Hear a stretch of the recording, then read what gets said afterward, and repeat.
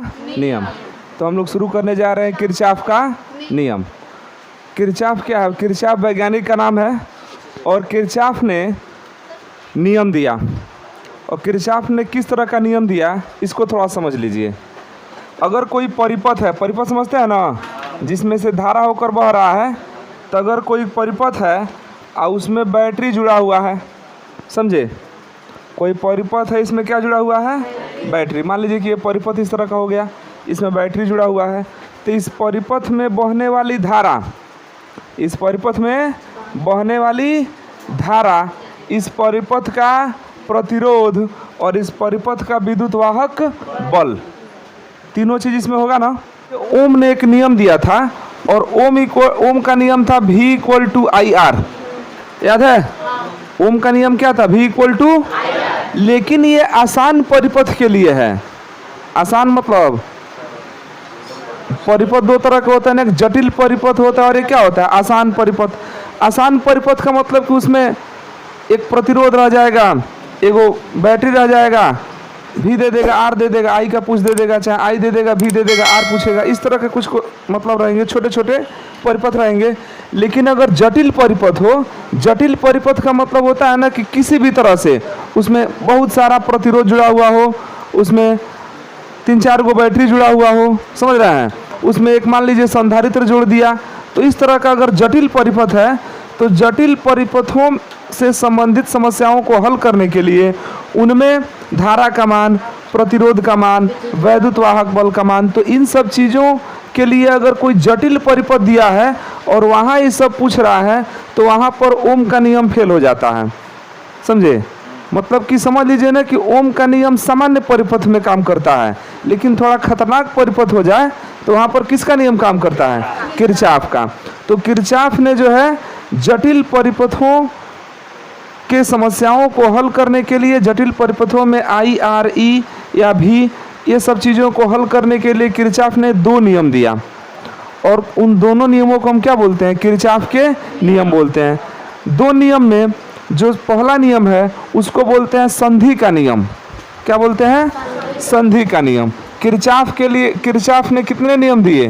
2 नियम दिए, जिसमें मान लीजिए कि हमारा जो पहला नियम है उसको तो 2 दिया है, तो अब तो प्रथम नियम, द्वितीय नियम आराम से कह सकते हैं। एक होता है प्रथम नियम, सामान्य चीज है, और इसको बोलते हैं संधि का नियम। किसका बोलते हैं? संधि का नियम या संधि नियम। ये किरचॉफ का पहला नियम है।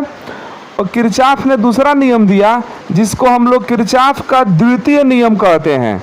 किरचॉफ का द्वितीय नियम, और इसको बंद पास का नियम कहते हैं। बंद पास या सिंपल केवल पास भी कह सकते हैं, या इंग्लिश में लूप कह सकते हैं। तो इसको बोलते हैं पास का नियम या बंद पास का नियम। ठीक है, बंद पास या पास कह सकते हैं, पास का नियम या बंद पास का नियम। तो किरचॉफ ने जटिल परिपथों की समस्याओं को हल करने के लिए कितना नियम दिया? 2 नियम दिया, जिसमें एक हमारा प्रथम नियम जिसको हम क्या बोलते हैं? संधि का नियम, और दूसरा बोलते हैं द्वितीय नियम, इसको हम बोलते हैं बंद पास का नियम।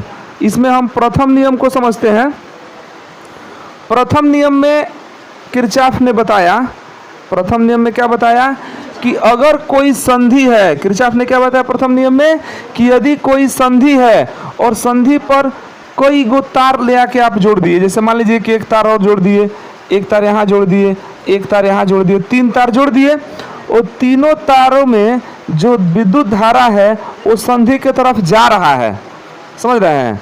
संधि की तरफ धारा क्या हो रहा है? जा रहा है। तो मान लेते हैं कि इस तार में I1 धारा जा रहा है, दूसरे वाले तार में I2, और तीसरे वाले तार में धारा जा रहा है I3। ये हो सकता है।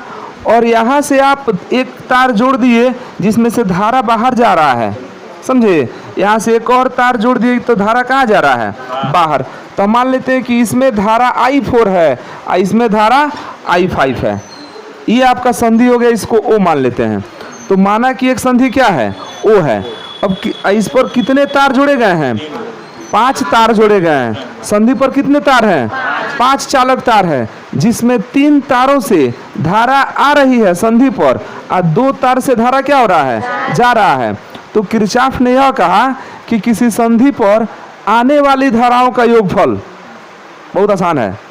किरचॉफ ने क्या बताया कि किसी संधि पर आने वाली धाराओं का योगफल इस संधि से दूर जाने वाली धाराओं के योगफल के क्या होता है, बराबर होता है। मतलब आने वाली धाराएं बराबर जाने वाली धाराएं। अरे भाई जितना आएगा उतना न जाएगा, स्टोर रखने के लिए कोई व्यवस्था थोड़ी है यहाँ पर, तो जितना आएगा उतना कहाँ चल जाएगा।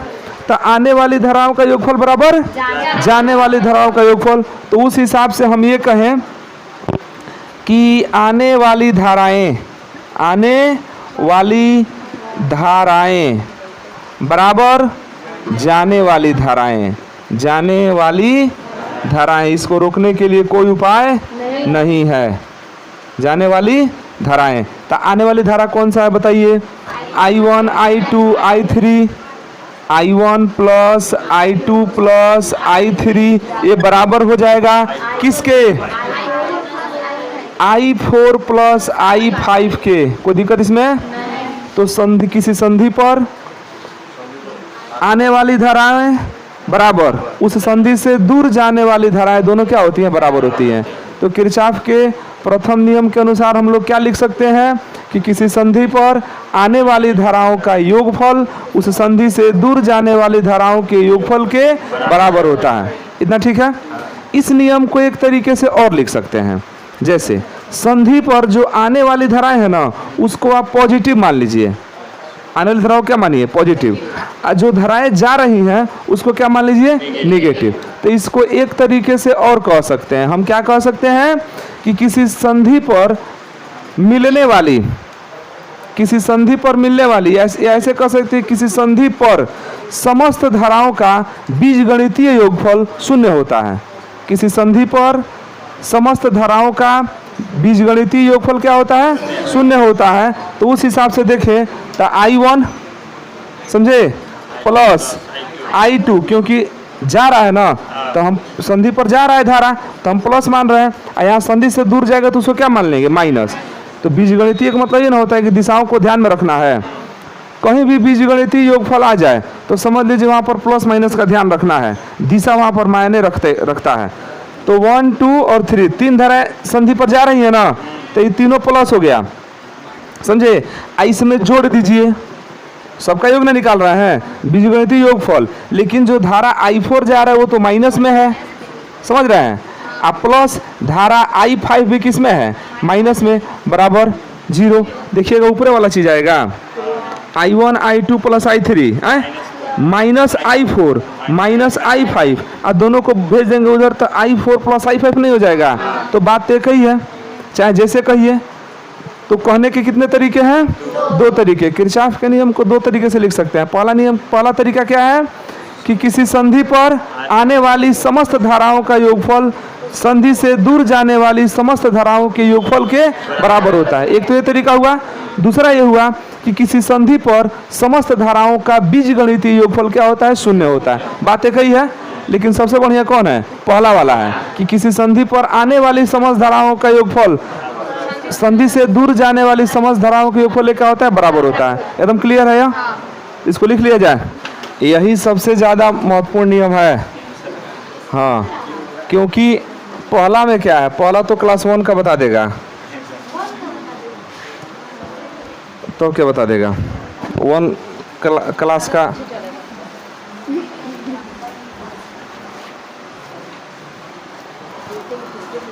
जिस आदमी को पहला नियम में कंफ्यूजन हो उसको अभियो से गृह विज्ञान ले लेना चाहिए, न तो 8 में चल जाना चाहिए।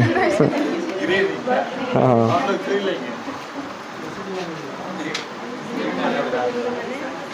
बंद पास का नियम हो गया। बंद पास का नियम, बंद पास का नियम समझिए। बंद पास का नियम जानने के लिए हम एक छोटा सा परिपथ पहले बना रहे हैं और परिपथ के थ्रू समझाने का प्रयास करते हैं। जैसे मान लीजिए कि यह एक प्रतिरोध हो गया और ये आगे जा कर के ऐसे घूम गया, इधर भी आपका प्रतिरोध हो गया, इधर से आया तो एक यहाँ पर बैटरी हमारे पास हो गया, सेल हो गया ये, और फिर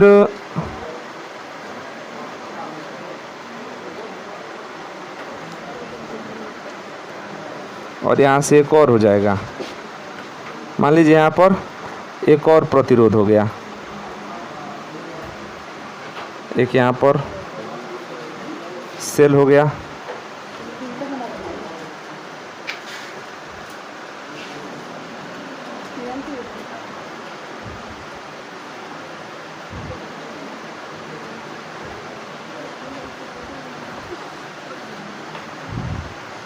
और ध्यान समझिए, ये आपके पास एक परिपथ है, इसका जो विद्युत वाहक बल है वो E1 और दूसरे वाले का विद्युत वाहक बल E2। छोटा वाला माइनस, बड़ा वाला प्लस है।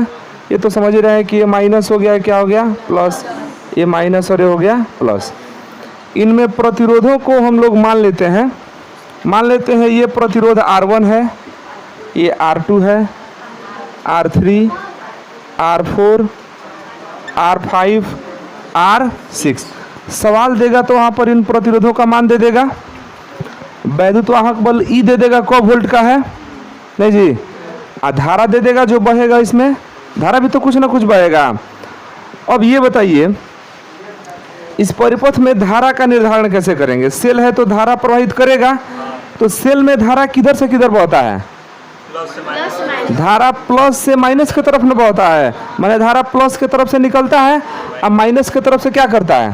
प्रवेश करता है। तो यहाँ से प्लस से धारा निकलेगा, इधर माइनस से क्या करेगा? ये आखिर धारा जाएगा तो कहीं ना कहीं घूम के तो फिर आएगा ना, तो प्लस से निकलेगा, माइनस से प्रवेश करेगा। यहाँ पर देखिएगा, ये भी यहाँ पर प्लस से निकलेगा और माइनस से क्या करेगा? प्रवेश करेगा ना। अब ध्यान से देखिए, ये धारा यहाँ पर आएगा इस तार में, ये धारा कहाँ जाएगा? आगे, समझ रहे हैं? ये धारा जो है, चाहे इसको थोड़ा सा संशोधन कर देते हैं, इसको बड़ा कर लीजिए, इसको छोटा कर लीजिए, और कोई दिक्कत नहीं ना है। थोड़ा सा आसान बना देते हैं, भारी तो हम लोगों को पढ़ना ही है, थोड़ा सा आसान बना देते हैं। तो इसमें देखिए, अब ये धारा कहाँ से जाएगा? धारा यहाँ से निकलेगा ना, धारा निकलेगा। अब धारा निकलेगा तो ये धारा ऐसे होकर यहाँ संधि पर पहुँचेगा, ये संधि पर, ये भी धारा निकल के कहाँ पहुँचेगा? तो दो धाराएं तो संधि पर आ गई, और यहाँ से दोनों धाराएं मिल करके कहाँ जाएंगी? ऊपर। ऐसे धारा जाएगा, यहाँ जाएगा, घूमेगा धारा, फिर यहाँ आएगा ना। अब ध्यान देना, जितना इस सेल में से धारा निकलेगा उतना इस संधि से हो करके फिर इसमें प्रवेश कर जाएगा, और जो धारा इस सेल से निकला होगा वो आगे बढ़ जाएगा और आके यहाँ पर घूम के इधर से प्रवेश कर जाएगा। समझ में आ रहा है? धारा कैसे डिसाइड किए हैं? इस बैटरी से कुछ न कुछ धारा निकलेगा ना सेल से, तो धारा निकला, संधि पर पहुंचा, यह सेल भी धारा देगा। तो अब जानते हैं ना कि धारा प्लस से माइनस की तरफ बहता है, तो धारा प्लस से निकला तो ये भी धारा घूम के यहाँ पर जाएगा, ये भी धारा घूम के यहाँ पर आएगा, संधि पर धारा आ गया। संधि पर से दोनों धाराएं क्या होगी? एक में मिल जाएंगी। किरचॉफ का पहला नियम देखे तो दोनों धाराएं एक में क्या होगी? मिलेंगी, और दोनों धाराएं मिल के कहाँ बढ़ेंगी? आगे। धारा ऐसे जाएगा, यहाँ पर आएगा, फिर एक संधि मिला ना। अब इस संधि पर यह जो है आने वाला धारा हो जाएगा, इस संधि से यह क्या हो गया? दूर जाने वाला धारा। तो संधि पर आने वाली धारा बराबर संधि से दूर जाने वाली धारा होगा ना। तो इस सेल में से जितना धारा इधर से निकला था ना, इसमें से उतना ही धारा इसमें प्रवेश करेगा, जो बाकी धारा होगा वो आगे बढ़ के इस सेल में मिल जाएगा। मतलब कि दोनों सेल से जितना धारा निकला था, फिर दोनों सेल में उतना धारा आ गया, एक चक्कर पूरा हो गया। ये लाइन समझ में आ रहा है? अब मान लीजिए कि जो ये हमारा सेल है ना, जिसका वैद्युत वाहक बल E1 है, यह मान लीजिए I1 धारा भेज रहा है। कितना धारा दे रहा है? ये जो सेल है ये धारा दे रहा है I2। तो अब बताइए, जब दोनों संधि पर धारा मिलेगा तो संधि पर तो धारा मिल गया I1 प्लस I2, मिला ना। तो इसमें धारा का मान कितना होगा बताइए तो? I1 plus I2। अरे जितना दोनों मिल के होगा उतना ही ना धारा इसमें जाएगा, तो इसमें धारा का मान हो जाएगा I1 प्लस I2। इस प्रतिरोध में धारा वही होगा I1 प्लस, क्योंकि दोनों ही धारा मिल जाएगा ना इसमें जाने से पहले। तो इसमें धारा कितना होगा? I1 plus I2। इसमें धारा कितना होगा? I1 plus I2। इसमें धारा कितना होगा? I1 plus I2। कोई दिक्कत नहीं हो रहा इसमें? अब देखिए फिर से, अब संधि पर I1 प्लस I2 धारा मिल रहा है ना।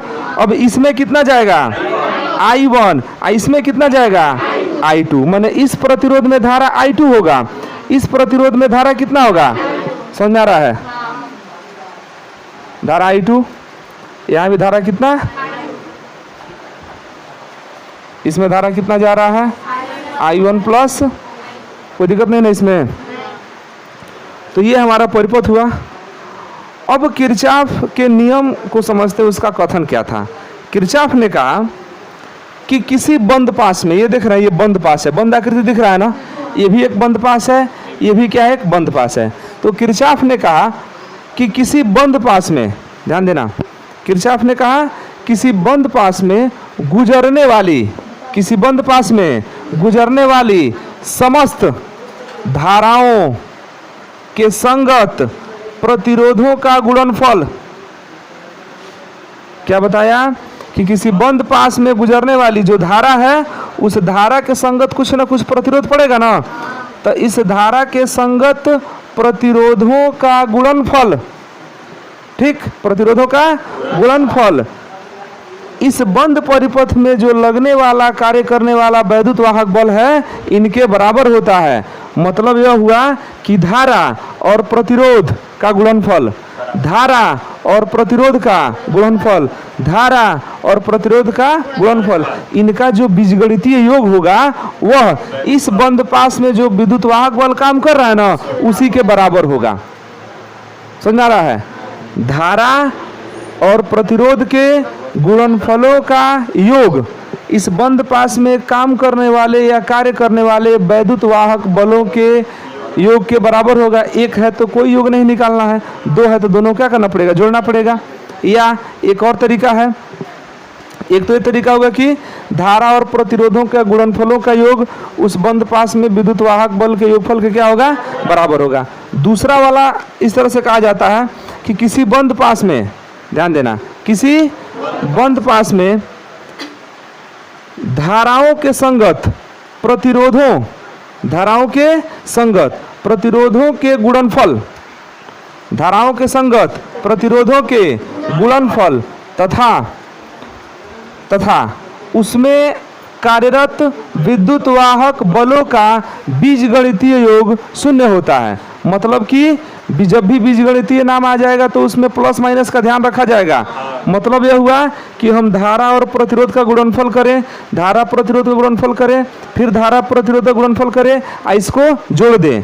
साथ ही साथ इसमें कार्य करने वाले वैद्युत वाहक बल को भी क्या कर दें, जोड़ दें। तो सबका इक्वल टू किसके बराबर जाएगा, 0 के बराबर। उसी को ना बोलते हैं बीजगणितीय योग क्या हो, शून्य हो।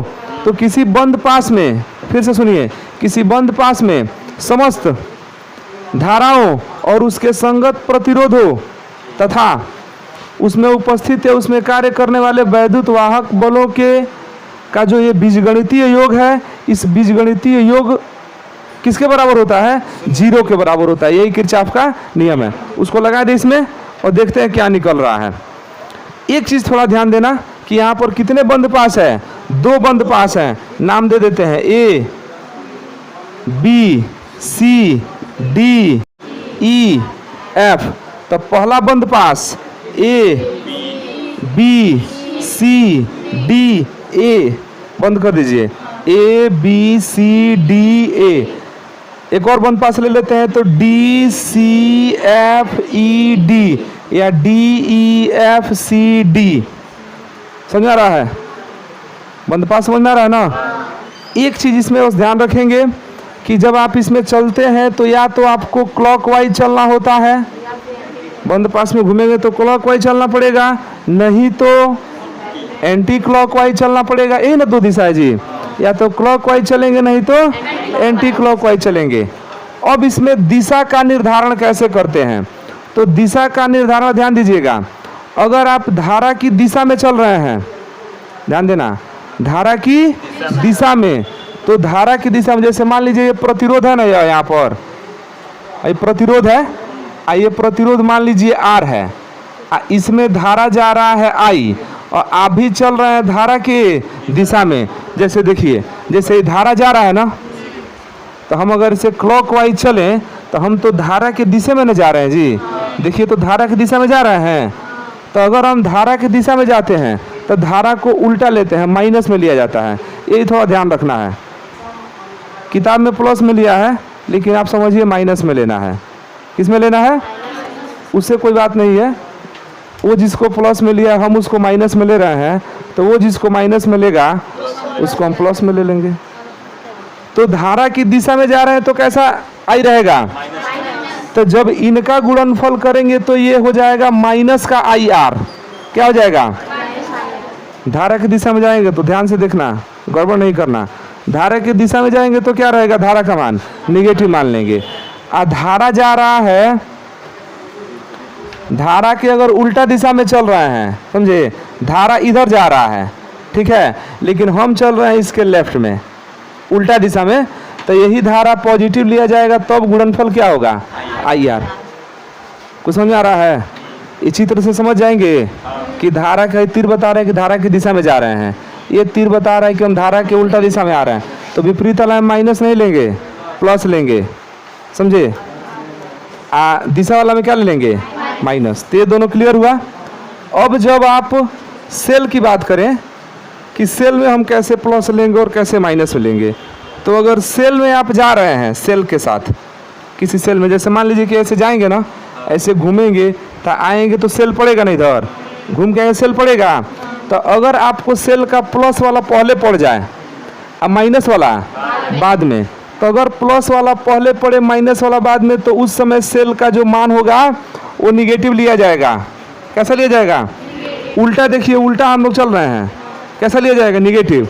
लेकिन अगर आप जा रहे हैं इधर, मान लीजिए ऐसे जा रहे हैं, ऐसे जा रहे हैं, तो पहले सेल का प्लस वाला टर्मिनल पड़ रहा है, तब ना माइनस पड़ रहा है, तो सेल के विद्युत वाहक बल को कैसे लेंगे? माइनस में।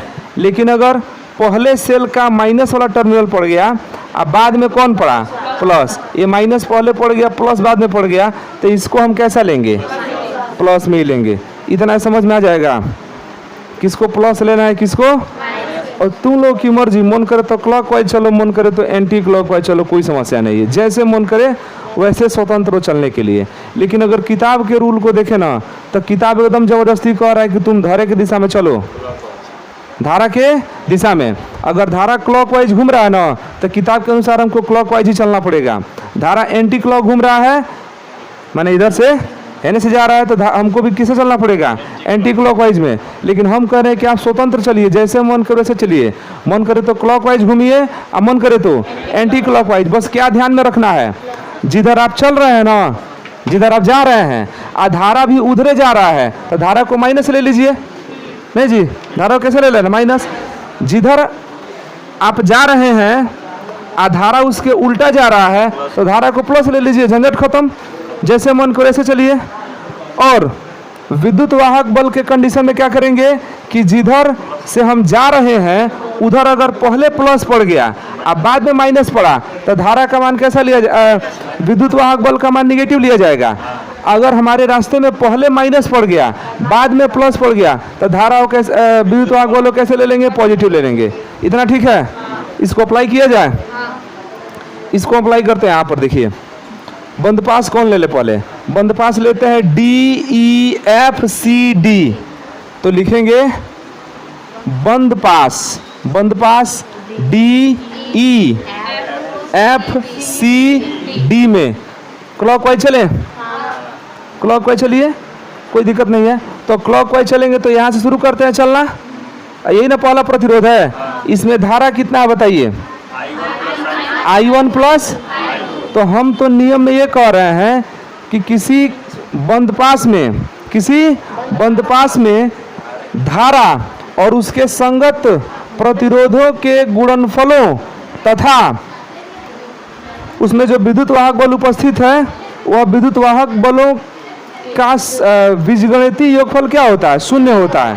तो इधर से चलेंगे तो धारा की दिशा में चल रहे हैं ना, तो I1 प्लस I2 धारा है, लेकिन वो लेंगे किस में? माइनस में। तो माइनस लिख के लिख देते हैं I1 प्लस I2, कोई दिक्कत? I2 प्रतिरोध R1 हो गया। अब प्लस आगे बढ़िए, I1 plus I2 into R2, लेकिन उसको भी लेना है माइनस में। तो प्लस क्यों लिखे? माइनस वही जाएगा। तो minus I1 plus I2 into R2, कोई दिक्कत इसमें? उसके बाद से आगे बढ़िए, I1 plus I2 into R3, तो ये भी तो धारा के दिशा में न चल रहे हैं, माइनस लिया जाएगा, तो minus I1 plus I2 into R3 हो गया।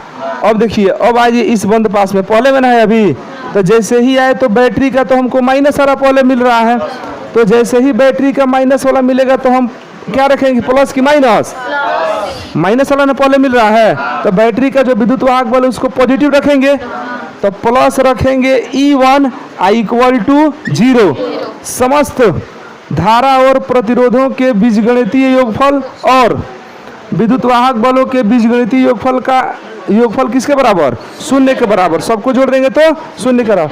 अब देखिएगा ये माइनस है, ये भी माइनस है, ये भी माइनस है, इसको अगर दूसरे तरफ भेज दें तो इसका प्लस नहीं हो जाएगा, तो प्लस में कैसे होगा, ये होगा I1 plus I2 into R1 plus I1 plus I2 into R2, सबको भेज दूसरे तरफ भेज दिए हैं, अब plus I1 plus I2 into R3, अब बराबर इधर कौन बचेगा, E1, कोई दिक्कत इसमें।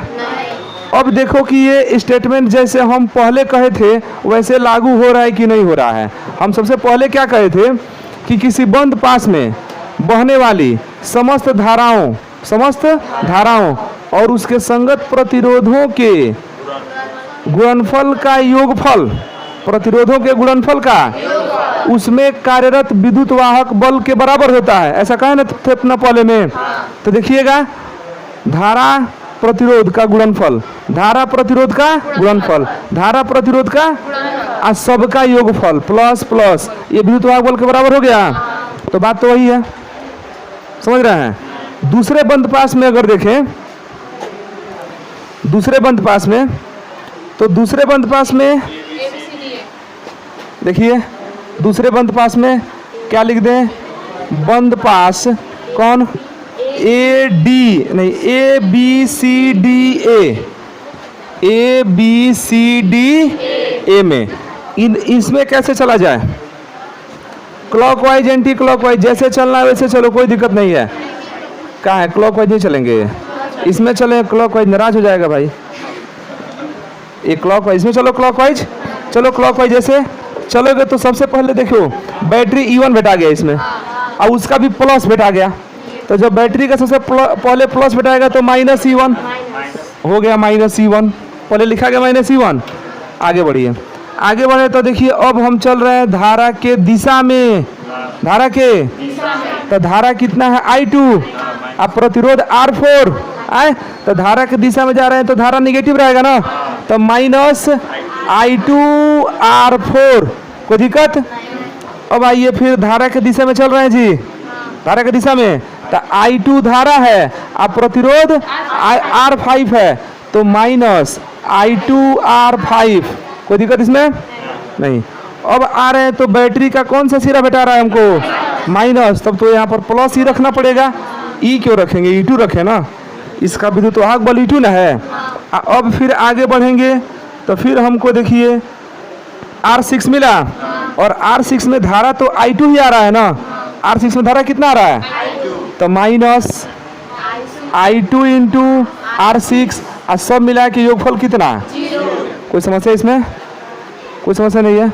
अब इसमें क्या कीजिए कि सब I1 को एक तरफ, E1 E2 को, तो I2 I वाला को भेजिए उधर, तो हो जाएगा प्लस में I2 R4 आए, plus I2 R5 plus I2 R6, ये बराबर किसके होगा, माइनस E1 प्लस E2, तो उसको ऐसे लिखिए ना, प्लस E2 माइनस E1, नहीं हुआ, प्लस E2 माइनस E1, तो एक समीकरण यहाँ से बन गया, एक समीकरण यहाँ से बन गया, और दोनों समीकरणों की सहायता से सवाल को क्या कर लिया जाता है, हल कर लिया जाता है। अब सवाल देगा तो I1 I2 का कुछ ना कुछ मान होगा ना, E का कुछ मान होगा, कह देगा R का मान निकालिए, या R का दे देगा, E का दे देगा, और कह देगा धारा निकालिए। इस तरह से हम मान को आराम से निकाल सकते हैं। निर्गजा गया है, सीधा सीधा याद रखिए कि किसी बंद पास में बहने वाली धाराएं तथा उनके संगत प्रतिरोधों के गुणनफलों का योग उसमें कार्यरत विद्युत वाहक बल के बराबर होता है। एक तो तरीका यह है लिखने का। दूसरा तरीका यह है कि किसी बंद पास में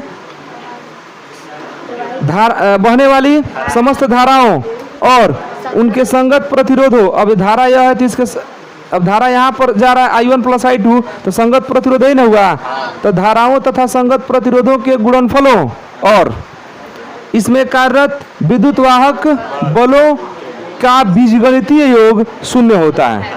और ऐसे ही इक्वेशन सेट करेंगे। ये थोड़ा सा आप लोग ध्यान में रखेंगे ये वाला चीज़ कि धारा के दिशा में अगर चल रहे हैं तो धारा को निगेटिव लेंगे, धारा के विपरीत दिशा में चल रहे हैं तो पॉजिटिव लेंगे। अगर आप चल रहे हैं बैटरी का अगर प्लस वाला सिरा मिल गया तो बैटरी के विद्युत वाहक बल को माइनस में लेंगे, और अगर माइनस वाला मिला तो उसको कैसे लेंगे, उल्टा। याद रखिए, धारा के दिशा में निगेटिव और धारा के उल्टा दिशा में। अब बैटरी का प्लस वाला पहले मिल गया तो माइनस में विद्युत वाहक बल, अब बैटरी का माइनस वाला पहले मिला तो प्लस ले लिया जाएगा। कंफर्म है? लिखिए इसको तो।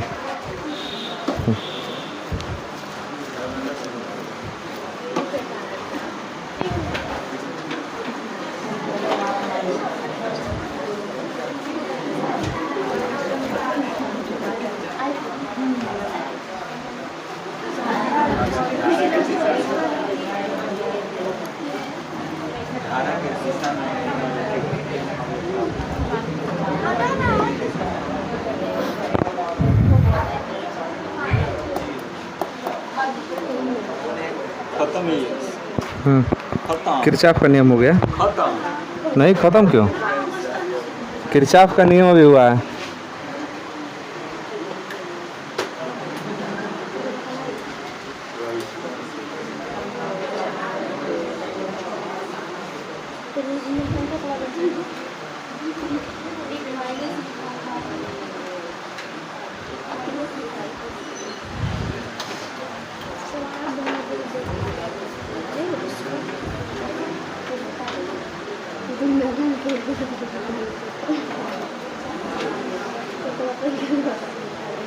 इसमें प्रतिरोध कहाँ कहाँ जोड़ा है? एक इधर जोड़ दिया है, एक इधर, एक बीच में।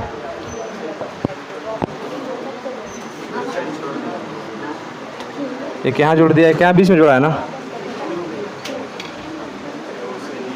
एक यहाँ जोड़ा है,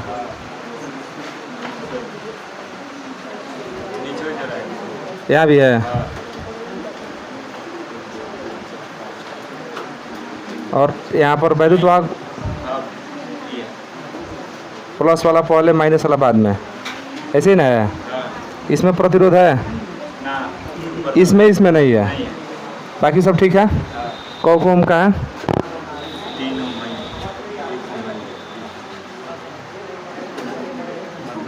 बार अलग 1 1 2 3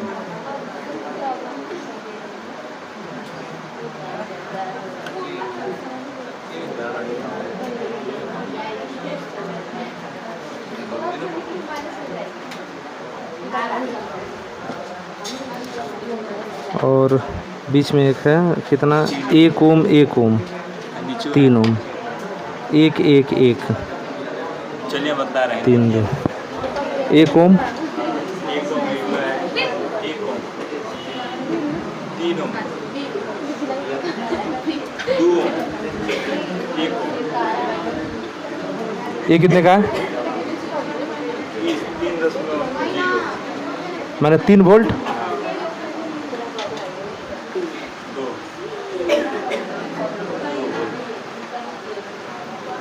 देखिए, एक यहाँ पर बंद पास दिया जा रहा है, 2 बंद पास है यहाँ पर। इसका नाम दे दीजिए A B C D E F। 2 बंद पास इसमें है। एक बंद पास है A B E F A, एक बंद पास है B C D E B। 2 बंद पास है और दोनों बंद पास में कुछ प्रतिरोध जुड़े हुए हैं और विद्युत वाहक बल जुड़ा हुआ है। इसमें करना क्या है कि इसमें धारा का मान ज्ञात करना है। इसमें क्या निकालना है? प्रत्येक प्रतिरोध में धारा का मान ज्ञात करना है। समझ रहे हैं? प्रत्येक प्रतिरोध में समझ रहे हैं? यहाँ पर कितना धारा है वो भी ज्ञात करना है, यहाँ धारा ज्ञात करना है, यहाँ धारा ज्ञात करना है, यहाँ धारा ज्ञात करना है, यहाँ धारा, माने प्रत्येक प्रतिरोध में क्या ज्ञात करना है? धारा का मान ज्ञात करना है। तो प्रश्न हमारा क्या है कि दिए गए बंद पास में उपस्थित प्रत्येक प्रतिरोध में प्रवाहित होने वाली धारा का मान ज्ञात कीजिए। और ये चित्र हो गया। तो धारा का मान तो कुछ भी दिया नहीं है, तो धारा के मान को हम I1 I2 कुछ ना कुछ क्या करेंगे? मानेंगे। तो I1 I2 का डिसाइड कैसे करते हैं? देखिए, दो हमारे पास बंद पास है, यह बंद पास है ना, इस बंद पास में केवल एक वैद्युत वाहक बल है, दिख रहे हैं, और इस बंद पास में भी केवल एक है, दोनों में एक एक है। तो हम मान लेते हैं कि यह जो सेल धारा देगा इसको I1 मान लीजिए, और जो यह सेल धारा देगा इसको क्या मान लेते हैं? I2। दोनों सेल कुछ ना कुछ धारा देगा ना, तो एक को हम क्या मान लेते हैं? I1, दूसरे को क्या मान लेंगे? I2। तो हम मान लेते हैं कि इधर वाला सेल जो है धारा कितना दे रहा है? I1। और चूंकि प्लस है तो प्लस से धारा बाहर की तरफ निकलता है ना, तो ये धारा यहाँ से आएगा, इसमें भी धारा कितना आ रहा है? I1। और ये देखिए, ये भी धारा देगा, तो इसका धारा कितना है? I2। यहाँ पर कितना धारा गया? तब तो संधि पर मिल गया, इधर से I1 इधर से I2, तो दोनों धारा इधर जाएगा, क्योंकि इसमें तो कोई सेल नहीं है कि उसका अपोज करेगा, वो सीधे इसमें धारा जाएगा। तो इसमें कितना धारा जाएगा बताइए? I1 प्लस किसके नियम से हो रहा है? किरचॉफ के नियम से। फिर ये धारा इस संधि पर जाएगा। अब देखिए, जितना धारा इसमें से निकला था ना यहाँ पर, उतना ही धारा यहाँ से कहाँ चल जाएगा? ऊपर। तो कितना धारा गया था? I1। तो इसमें कितना धारा जाएगा? I1। समझ आ रहा है? नीचे कितना आएगा? I2 धारा नीचे आएगा। इस प्रतिरोध में कितना धारा आएगा? I2 फिर आ जाएगा। और देखिए, I1 इधर से गया, फिर इधर आ रहा है, I2 इधर से गया, दोनों मिलके I1 I2 बना, फिर I1 ऊपर I2 नीचे, फिर I2 आके यहाँ पर मिल रहा है, फिर I1 घूम के इधर आ रहा है। हो गया ये? तो यहाँ पर लिखेंगे कि माना E1 equal to 3 volt cell से प्रवाहित धारा I1 तथा E2 equal to 2 volt cell से एक को जरूरी नहीं है कि मनबे करेंगे, प्रवाहित धारा I2 है। चित्र में तो हम दिखाई दिए हैं, ठीक है। अब इसमें बंद पास लिया जाए तो पहले हम बंद पास ले लेते हैं ABEFA। तो लिखेंगे कि बंद पास ABEFA में बंद पास हो गया। इस बंद पास में ABEFA में कैसे चलें? क्लॉकवाइज चले कि एंटी क्लॉकवाइज चलें? क्लॉकवाइज चलते हैं। तो क्लॉकवाइज अगर चलेंगे तो क्लॉकवाइज शुरू करते हैं यहाँ से, तो यहाँ धारा I2 है लेकिन प्रतिरोध नहीं है, तो गुणनफल नहीं करेंगे, यहाँ से शुरू कर रहे हैं। आगे जाएंगे तो I1 प्लस I2, उसमें किसका गुणा करेंगे? 3 का। I1 प्लस I2 में किसका गुणा करेंगे?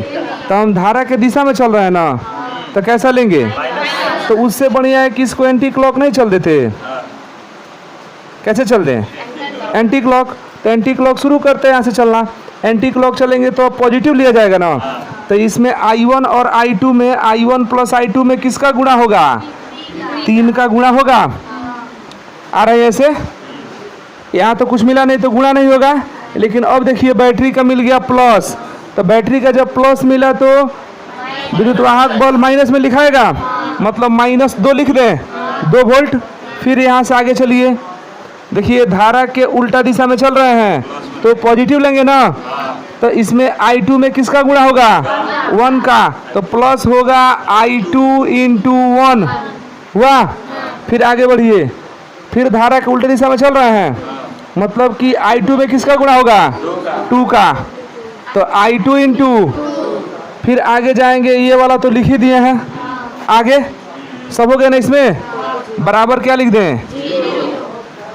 कोई दिक्कत नहीं इसमें, लिखिए गुणा करा के 3i1 प्लस 3i2 माइनस को भेज देते हैं उधर, उधर भेजिए, प्लस i2 लिख दें केवल, प्लस i2 आप प्लस 2i2 आप बराबर -2 को भेज के उधर 2 बना देते हैं। तो 3i1 देखिए i1 केवल अकेले है, 3i1 अकेले है, 3i2 और 1i2 4i2 और 4i2 और 2i2 6i2 equal to 2 equation number 1। ये समीकरण समझ में आया है। हम एंटी क्लॉक चले हैं तो चूंकि धारा के उल्टा दिशा में चल रहे हैं तो सब पॉजिटिव ले लिए हैं। आते आते हमको पहले प्लस वाला मिल गया तो इसको क्या ले लिए हैं, माइनस। यही काम हम किस में करते हैं, दूसरे बंद पास में करते हैं। तो लिखेंगे पुनः गुणा, गुणा नहीं होगा, धारा और प्रतिरोध का गुणनफल नहीं होगा। कहाँ है यहाँ पर दिमाग काम कर रहा है। 3i2 और 2i2, 3i2 और 1i2 4i2 और 2i2 4 और 2 6 ना होगा, गुणा कहाँ हुआ है पर जोड़े हैं। i2 i2 i2 दो बार, एक बार, तीन बार, तीन बार, तीन बार, 6 बार और 3i1 यहाँ पर पहले से जोड़ा गया है। अब दूसरे बंद पास में भी क्या करें, कैसे ले, एंटी क्लॉक की क्लॉकवाइज, क्लॉकवाइज ले लें। कैसे क्लॉकवाइज ले रहे हैं, प्लस में पड़ेगा, एंटी क्लॉक भी ले सकते हैं, कोई ज़बरदस्ती नहीं है। तो प्लस में लेंगे तो सबसे पहले देखिए बैटरी पड़ गया, इधर से बैटरी पड़ा, बैटरी का प्लस वाला पहले पड़ रहा है ना, तो माइनस में लिया जाएगा। तो पहले ही माइनस, लेकिन इसको थोड़ा लिख दें, बंद path B C D E B में, पुनः बंद path B C D E B में इधर से चलना शुरू करते हैं। तो पहले एंटी इधर चल रहा है ना, तो जा रहे हैं तो पहले हमको प्लस पड़ रहा है, तो प्लस पड़ रहा है तो पहले ही -3 हो जाए, ठीक। उसके बाद इस यह प्रतिरोध पड़ा, इसमें धारा कितना है i1, तो i1 × 1 होगा, तो धारा के उल्टा दिशा में जा रहा है ना, तो प्लस i1 × 1 धारा गुणे प्रतिरोध। फिर आगे जाएंगे तो देखिए आगे तो यहाँ पर कोई प्रतिरोध नहीं है तो गुणा नहीं होगा।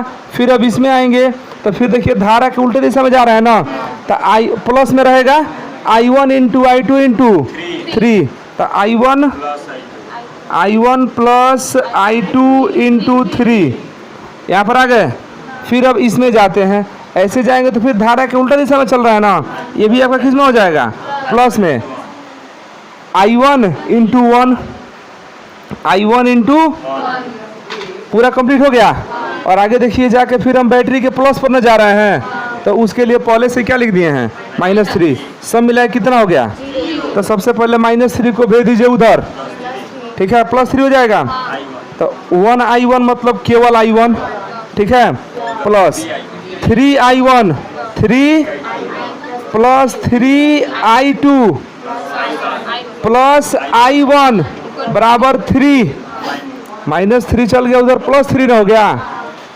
अब एक लाइन और यहाँ इक्वेशन बस बना लीजिए, i1 और i1 2i1 i1 2i1 यहाँ भी है जी, 3i1, तो 1 और 3 4 और 4 1 5i1 होगा, 5i1 अब plus 3i2 plus 3 equal to 3, ये समीकरण नंबर।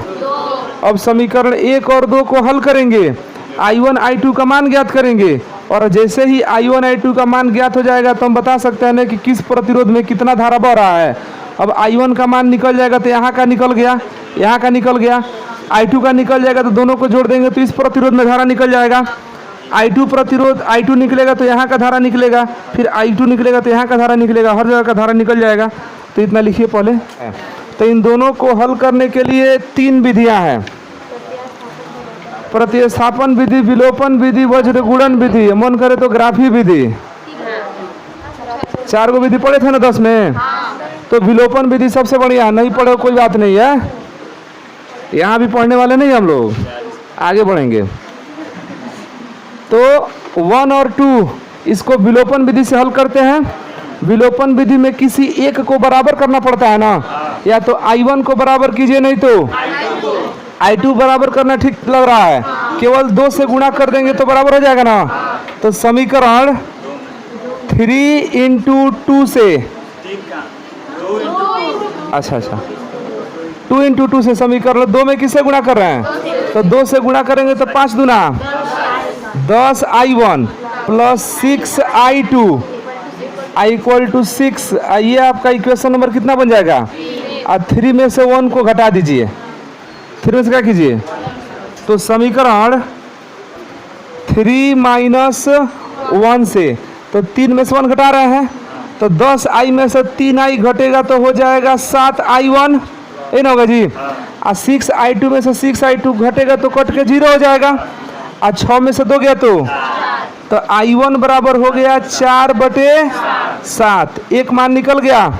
और I1 का इस मान किसी भी एक समीकरण में रख दीजिए, तो रख दीजिए इसी में समीकरण 1 में, तो समीकरण 1 से 3 I1 का मान हो गया 4/7 आप प्लस 6 I2 इक्वल टू उधर हो गया 2, देखिएगा 3 चौके 12/, तो 12/7 को भेज दीजिए उधर, तो 6 I2 इक्वल टू 2 माइनस 12/7 12/7 हो गया।